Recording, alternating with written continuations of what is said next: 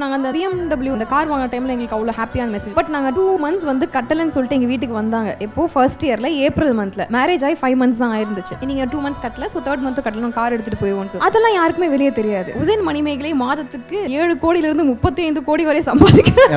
ரொம்ப நல்லா இருக்கும்.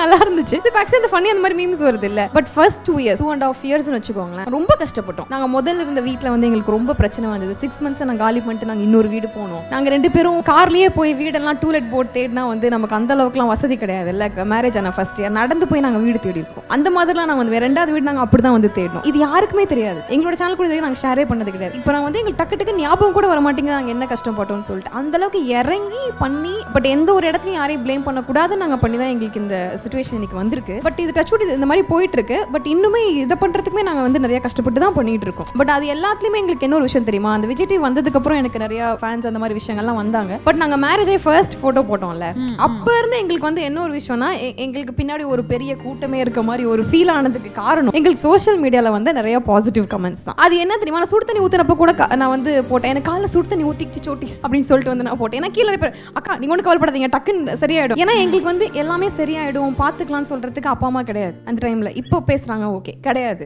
ஓகே ஃபினான்ஷியலாக கஷ்டப்படுறீங்களா, என்னைக்காவது ஒரு நாள் நீங்கள் பெரியாளா வந்துருவீங்கன்னு சொல்றதுக்கு எங்களுக்கு ஆள் கிடையாது. எங்களுக்கு இருந்த ஒரே மீடியம் அப்படின்னா அந்த சோஷியல் மீடியா தான் இருந்துச்சு. அதுல தான் எங்களுக்கு கமெண்ட்ஸ் வரும். அப்போ யூடியூப் சேனல் ஸ்டார்ட் பண்ணப்போ எங்களுக்கு கீழே கமெண்ட்ஸ் வந்தப்போலாம் எங்களுக்கு ரொம்ப ஜாலியாக இருந்தது. அது எப்படி நாங்கள் அடிக்ட் மாதிரி ஆனோம். ஏதாவது அதில் வர ரெவன்யூக்காகவோ இல்லை வீடியோ கண்டென்ட்காகவோ கிடையாது. அதில் எங்களுக்கு இது மாதிரி போட்டுக்கிட்டே இருப்பாங்க, அது எங்களுக்கு ரொம்ப பிடிக்கும். ஸோ அந்த ஒரு விஷயம் தான் எங்களுக்கு இவ்வளோ நாளாக சப்போர்ட்டிவாக இருந்திருக்கு அப்படிங்கிறது ஒரு பெரிய பாயிண்ட் அந்த இடத்துல சொல்லுவேன்.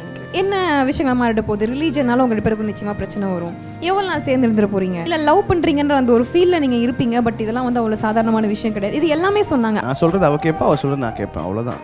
அப்படியே சிம்பிள் லவ் டோட்டல் லவ். அது நீங்க லவ்வா வச்சுக்கலாம். கை தட்டுப்பா. எவ்வளவு நல்லா பதில் சொல்றதுக்கு தெரியுமா சோடி, சிம்பிள் கிளீனா இருக்கும்.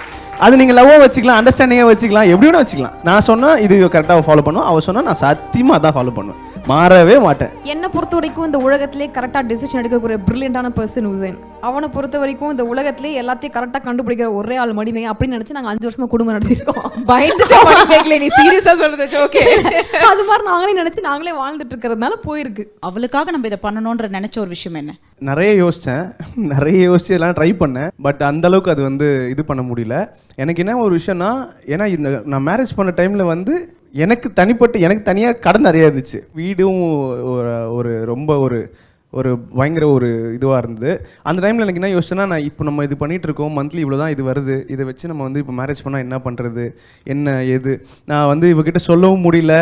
அது சொன்னால் தப்பாகிடுமா இல்லை எப்படி அது எடுத்துப்பாங்கன்னு தெரியாதுன்றதுனால நான் அப்படியே சரி ஓகே சரி, எனக்கு ஒரே ஒரு நம்பிக்கை, நான் அவட்ட சொன்னேன், இப்படி தான் இதுதான் என்னோடய சுச்சுவேஷன் இருக்குது, இதுதான் விஷயம், மந்த்லி இதுதான் இன்கம் இருக்குது, இதை வச்சு நம்ம பார்த்துக்கலாமா, ஓகேவா அப்படின்னு கேட்டேன். இவன் என்னன்னு தெரில, கான்ஃபிடென்ட்டாக ஓகே அப்படின்ட்டா. ஆடா போடா, இதுக்கப்புறம் என்னடா காசு அவர் சமாளிச்சிக்கலாம் வாடா அப்படின்னு சொல்லிட்டு இமீடியட்டாக அப்படி எடுத்தது தான் இது பண்ணிட்டு. சின்ன வயசுலேருந்து சூரிய வம்சம் 6லேருந்து 60 இந்த மாதிரி படங்கள் பார்த்து வளர்ந்துருக்கமா, பாட்டை போட்டுட்டு இந்த பக்கம் ஒர்க் பண்ணால் வந்துட போகிறோம், எதுக்கு போய் ஃபீல் பண்ணிட்டு இருக்கு அந்த ஒரு பாட்டு. ஓகே, உங்களுக்கு தெரியாதுல்ல, மேரேஜ் ஆன ஃபர்ஸ்ட் வருஷம் சோட்டி யூ டோன்ட் வெரி கடன்லாம் ஒரு பெரிய விஷயமா. என்கிட்ட சேலரி சர்டிஃபிகேட் இருக்கு, மந்த்லி இவ்வளோ 30,000 அந்த டைமில். ஓகேவா, அந்த டைம் ஷோஸ் நான் கம்மியாக பண்ணிட்டேன், 30,000 தான் வந்துச்சு. Okay 30,000 I go to bank immediately loan அப்படின்னு சொல்லிட்டு போய் கேட்குறேன். மீடியாவா, what you know which channel I am working, so what no permanent income no அப்படின்ட்டாங்க.